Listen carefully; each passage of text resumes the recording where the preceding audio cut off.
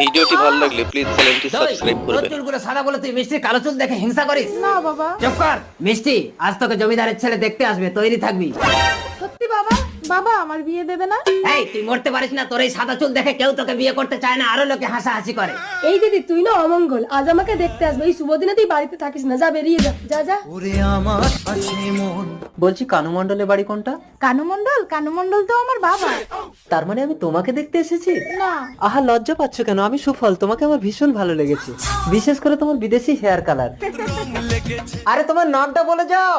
দই গো বাবু দই। দই, তুমি একদম আলাদা। I love you, I love you দই। বাবা সুফল, তুমি মেয়ের মুখ না দেখে বিয়ের ডেট পাকা করে নিলে, মুখটা দেখা মিষ্টি। আমি আপনার মেয়েকে দেখেছি। না না, মিষ্টি না, ওর মাথার চুলগুলো সাদা ছিল। কি নাম জানো ওর? দই? হ্যাঁ দই দই, ওকে আমার ভীষণ ভালো লেগেছে। ও তো আমার বড় মেয়ে। হ্যাঁ ওকে বিয়ে করবো। আসি আঙ্কেল। ঠিক আছে 28 তারিখ তাহলে দইয়ের সাথেই তোমার বিয়ে।